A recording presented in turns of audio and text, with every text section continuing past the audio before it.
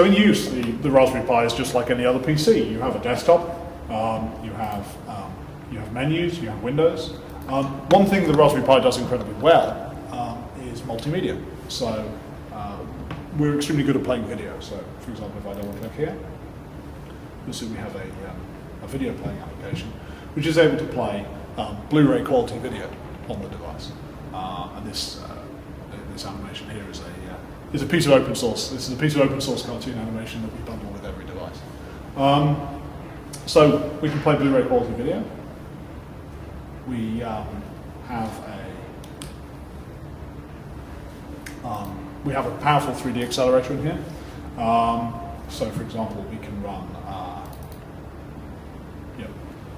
a demo that we often show on this device is the computer game Quake 3, which is extremely popular. About 10 years ago, I certainly remember spending £300 or £400 on a graphics card to render this game, substantially more slowly than the Raspberry Pi can render it today.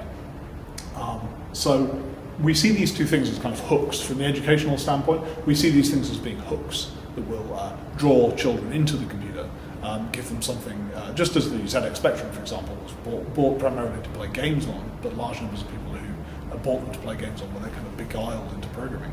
So we see these multimedia features on the device as being the hook that will draw people into the thing.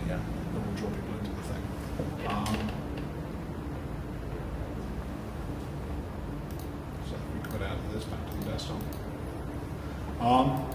But of course, the important thing here is programming.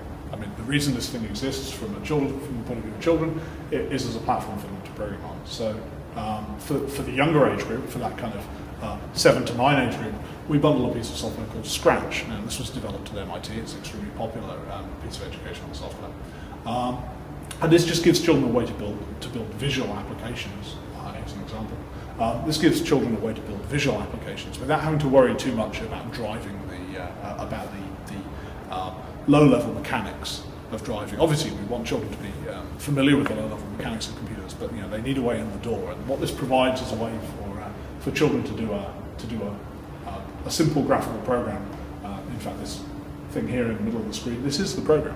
So you have this kind of very graphical building block-based approach to programming, which produces output which the child can see. So in this case, this is a program which causes this little object to follow the boundary between a red and a green area on the screen. And the child can look at the program and very easily dissect what it does.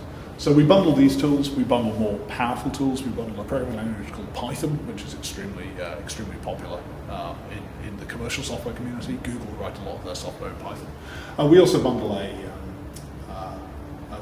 C, the compiled programming language C. So the idea here is to give children a platform that has multimedia as a hook to get them in, and then has a ladder of programming tools that will lead them from this sort of very basic thing all the way up to writing programs which are about as sophisticated as the graphics program you just saw.